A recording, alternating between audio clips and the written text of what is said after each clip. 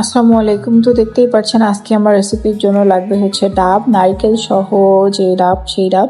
তো আমি এখানে পানিটা আলাদা করে নিচ্ছি আর এখানে নারকেলগুলোকে আমি এইভাবে লম্বা লম্বা করে কুচি করে কেটে নিয়েছি। আর অবশ্যই এটা কিন্তু ভালো পানি দিয়ে ধুয়ে নিতে হবে।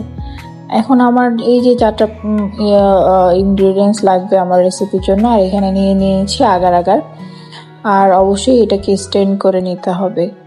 আর এখানে আমি চিনি অ্যাড করছি, আপনারা এটা অপশনাল, না চাইলে ইউজ নাও করতে পারেন। আর এখানে দিয়ে দিচ্ছি আগার আগার পাউডার, দিয়ে আমি ভালো করে পানির সাথে মিশিয়ে নিব। এই অবস্থাতে একটু ঘোলাটে থাকলেও পরে ফুটানোর পরে পানিটা ক্লিয়ার হয়ে যাবে, তো টেনশনের কিছু নেই। আমি চুলার ফ্লেমটা অন করে নিলাম, আর এটা বেশিক্ষণ ফুটানোর প্রয়োজন নেই, জাস্ট পানিটা মানে একটা বলক চলে আসলে, সুন্দর মতো ফুটে আসলেই এটা আমি অফ করে নিচ্ছি। আর এখানে আমি একটা স্কোয়ার শেপের বাটি নিয়ে নিয়েছি, আপনারা যে কোনো ট্রান্সপারেন্ট বাটি নিয়ে নিতে পারেন। তো এখানে আমি ঢেলে নিচ্ছি যে ডাবের পানিটা ছিল সেটা।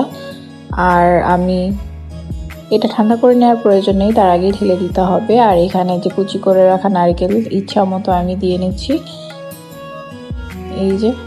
আর এই যে দেখতে পাচ্ছেন আমার স্কোয়ার শেপের পুডিংটা রাউন্ড হয়ে গেছে, কারণ স্কোয়ার শেপেরটা এতটাই মজা হয়েছিল যে এটা শেষ হয়ে গিয়েছিল আমার ভিডিও ক্লিপ নেওয়ার আগে, তাই আমি নেক্সট ডেতে আবারও বানিয়েছিলাম।